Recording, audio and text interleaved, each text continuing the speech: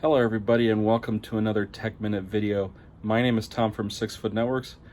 This one is going to pertain to my reasoning for installing computers on top of a table. So you can see here we are on top of a workstation here in this client's office, and you can actually see behind here the old 2013 model Mac Pro that I installed, I don't know, 6 or 7 years ago, and it is also on top of the desk. Now that one was more so designed for a desktop, you know, with the form factor being as small as it is. You know, it's not very big. My whole hand can pretty much cover it.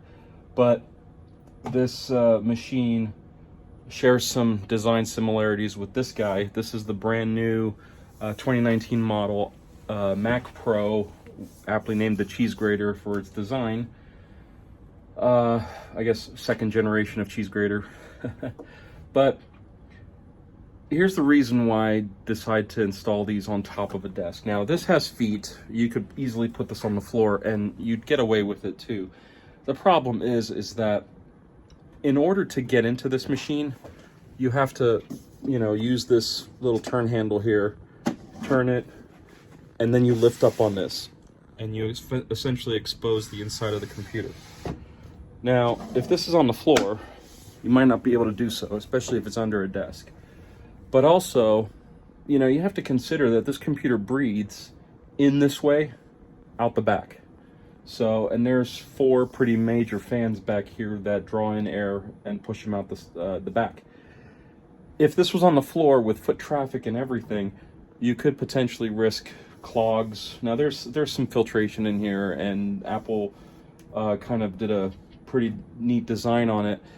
But, you know, personally, I would want to show this thing off, but that's just me. Anyway, you know, performance drops when computers can't breathe because they get hotter inside, the temperature goes up, performance goes down when that happens.